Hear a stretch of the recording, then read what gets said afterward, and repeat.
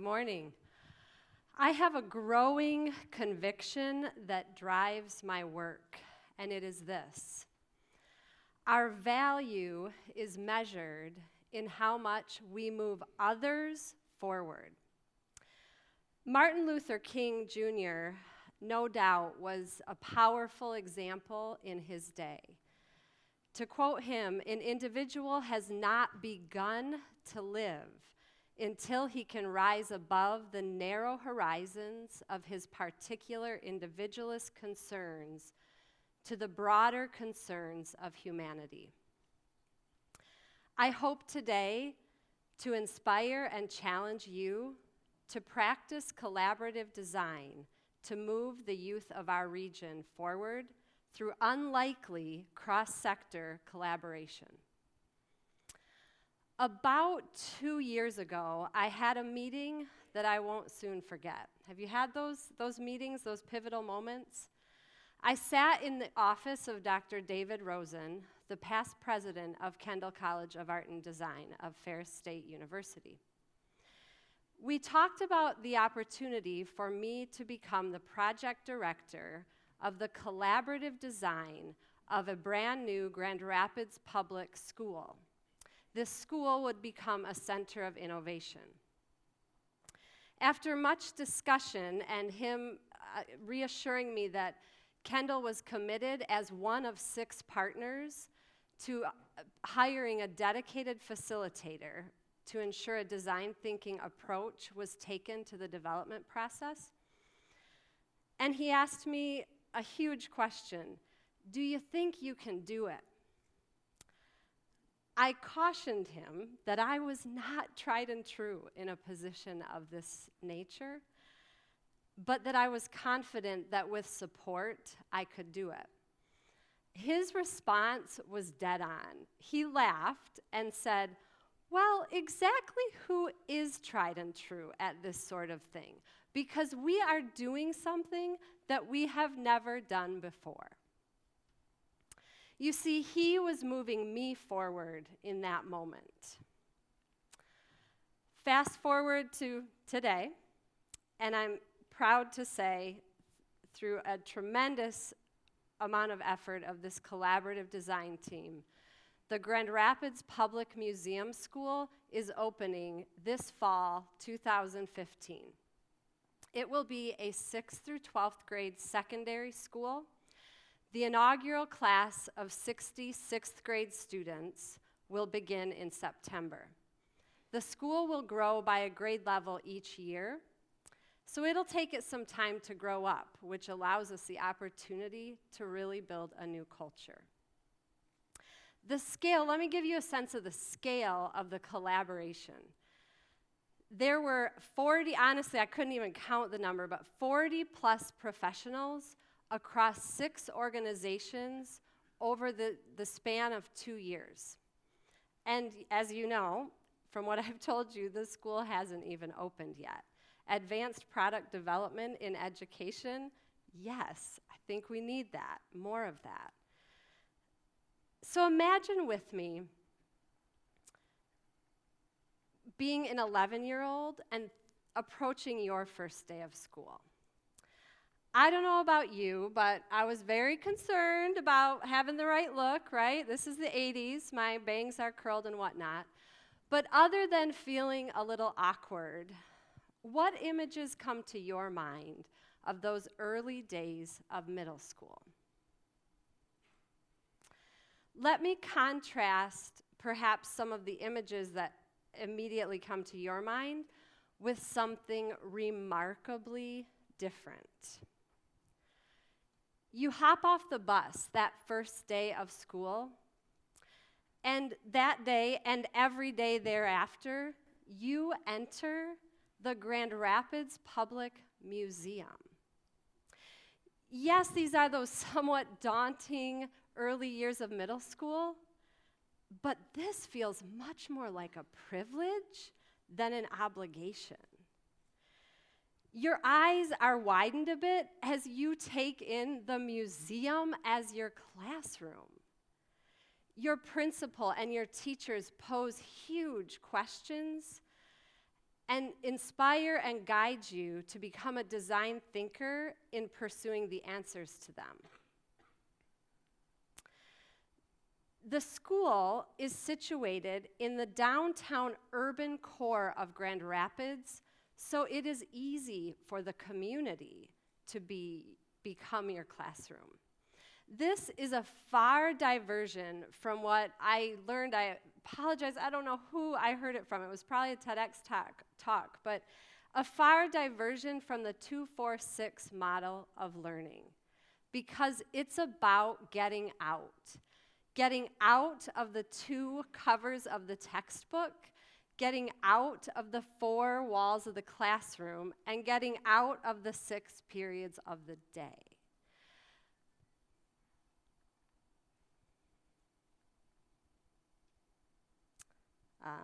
There we go, now it responded. As you can see, each of the above listed partners is located within a half-mile radius within the downtown area. We are leveraging the diverse expertise of each partner very intentionally, and it will be an ongoing collaboration to accomplish a very new model of learning. So your head might be wondering, wow, that's kind of a lot to pull off when you think about 6 organizations, getting everyone on board, having a unified vision, etc. So let me share with you some of the mindsets and practices that we employed to accomplish this. And before I go into the detail, also keep in mind the things I talk about are going to be the very things that we desire to do and build as competencies into our future 6th, 7th, 8th, and on graders in the school. So for one, we intentionally changed the conversation about school reform by broadening the number of inputs. Who you invite to the conversation can change the outcome dramatically. The other thing is admitting together that you're on an unmarked trail, that you've come together to create something new. It's not about the search for the cookie cutter. Where is someone doing something cool? No, it's not about finding the cookie cutter. It is about synthesizing research, considering the needs of the modern learner, and taking into consideration trends occurring in our society to develop a compelling new form of education. Another mindset or practice that we used was ensuring we were not always being verbal in our planning. I don't know about you, but most of my breakthrough ideas don't happen while sitting around boardroom tables or in chairs and dialoguing.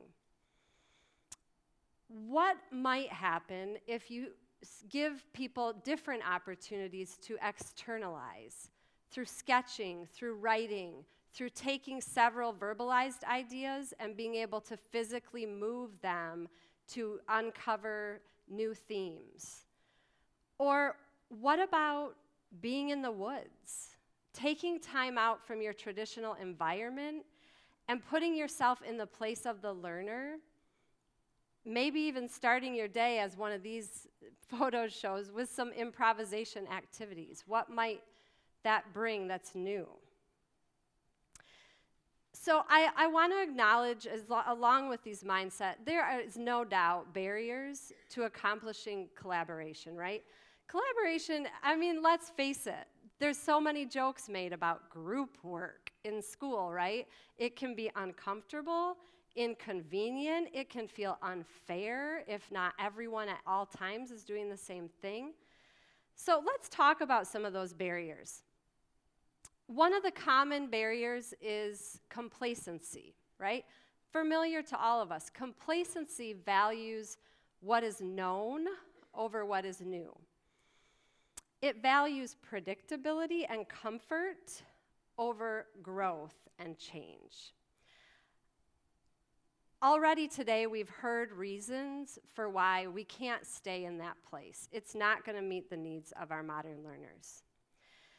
Secondly, another common barrier is nearsightedness.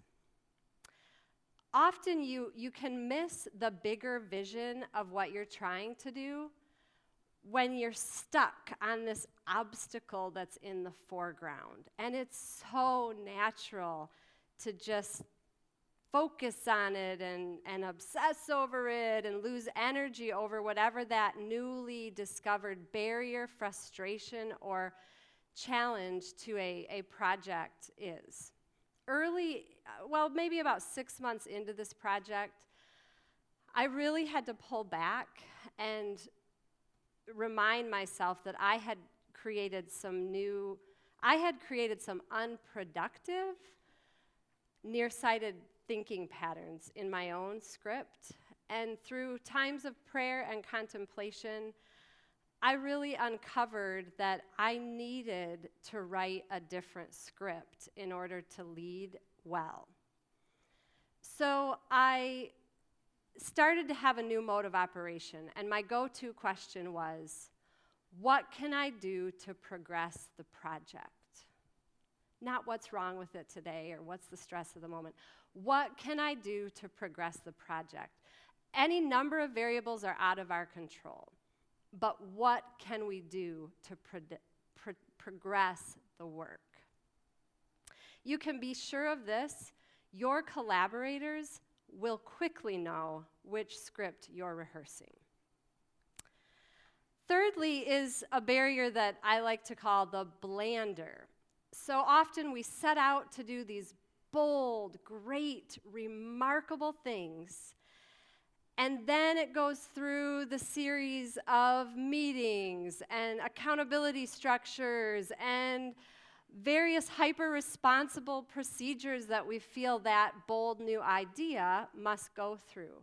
And it ends us in a place where it's a slight tweak from what already exists. And though that was never the intent of anyone participating.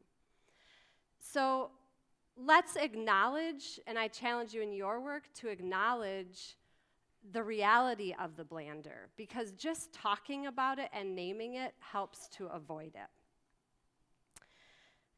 So what about you? You know, for me, what drew me to this project was the opportunity to lead a collaborative design process to create a new form of education. But what kept me in the game was social justice and my desire to move the youth of our region forward.